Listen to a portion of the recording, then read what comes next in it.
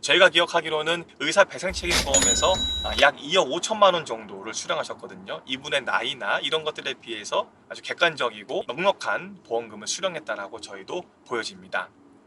그 다음에 이제 또 다른 측면은요, 상해보험과 관련이 있습니다. 이분이 청구할 수 있는 것들은 많이 있겠죠. 하지만 그 중에서도 가장 중요한 건 뭘까요? 바로 가장 큰 담보를 이루고 있는 상해 후유장애 보험금입니다. 중증 환자들 정도면 그냥 나가는 것이 일반적이기도 합니다. 증상이 조금씩 호전된다라는 양상이 문제점을 야기할 수 있고요. 단지 우리가 팔다리에 인대가 파열됐거나 골절 사고가 벌어졌거나 이런 것들은 보통은 6개월 전후면 장애 증상을 고정시킬 수 있는 판단이 된다는 시점으로 봅니다. 호전돼봐야 이 정도 기간을 보면 앞으로는 어느 정도 호전되는 것이 사실 그려지기도 하거든요. 반면에 신경계 장애는 그렇지 않습니다. 사실 신경계 장애는요, 사지관절의 골절로 인한 관절 강직 장애, 동요도 장애 등과는 다르게 회복되는 양상이 상당히 늦습니다. 그래서 장기보험 표준 약관에서도 보면요, 신경계 장애는 1년에서 2년 정도 또는 그 이상 필요하다면 관찰을 하고요, 그때 시점에서 장애 평가를 하는 것이 합당하다고 기재되어 있습니다. 이분도 신경계 장애잖아요. 이분도 이제 장애를 평가하는 그 시점도 중요하고요, 장애 평가가 됐다고 한다면 그 평가한 장애율, 예를 들면 이분 같은 경우는 팔다리의 강직 장애가 아닌 척수신경의 손상이기 때문에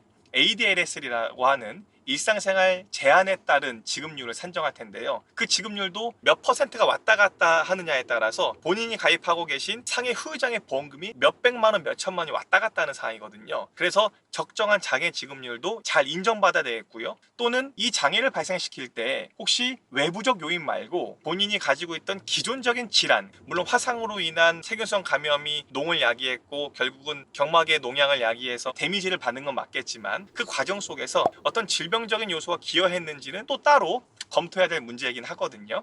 그런 부분들이 좀 대두가 될 수 있겠고요. 그리고 단순히 후유장애가 남는다라고 해서 이것을 영구장애로 볼 거냐, 가령 ADLS에 따른 모든 장애 지급률을 계산해 봤더니 50%의 장애율입니다. 그러면 1억이 50%면 5천이잖아요. 그럼 5억이 50% 2억 5천만 원 정도의 고액의 장애보험금입니다. 그러면 이것을 단순히 시험 보고 채점하는 것처럼 장애보험금을 산출하는 것이 아니고요, 여러 가지 객관적인 검사에 들어갑니다.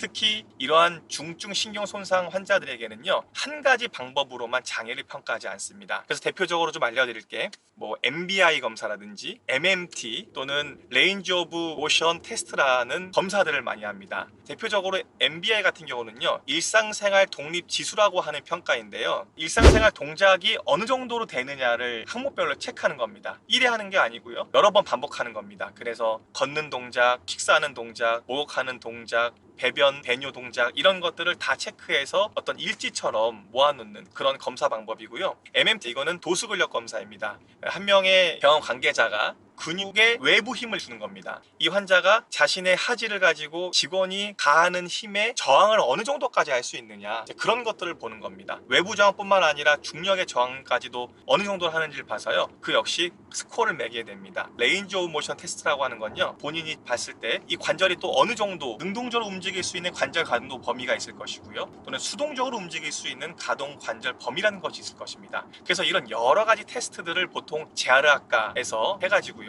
전반적인 장애율 평가를 내놓고 이 평가가 과연 앞으로 영구적으로 나갈 것이냐, 또는 중간에 호전 가능성이 있을 것이냐, 호전된다면 과연 이것을 지금 시점에 평가해야 되느냐, 아니면 나중에 재판정되느냐, 또는 회복되지 않는다면 그 회복되는 수준이 미비할 것이냐, 어느 정도가 될 것이냐, 이런 부분들이 바로 상해 후유장애 보험금에서 굉장히 중요한 부분을 차지하는 것입니다. 제가 오늘 신경계 장애를 평가하는 MBI, MMT, 레인지 오브 모션 테스트 이런 검사 방법에 대해서는요, 제가 따로 다른 영상을 통해서 좀 더 심도 있게 알려드릴 겁니다. 이렇게 해서 이 의뢰인은 상해 후유장애 보험금으로 약 1억 정도에 해당하는 보험금도 수령하셨습니다.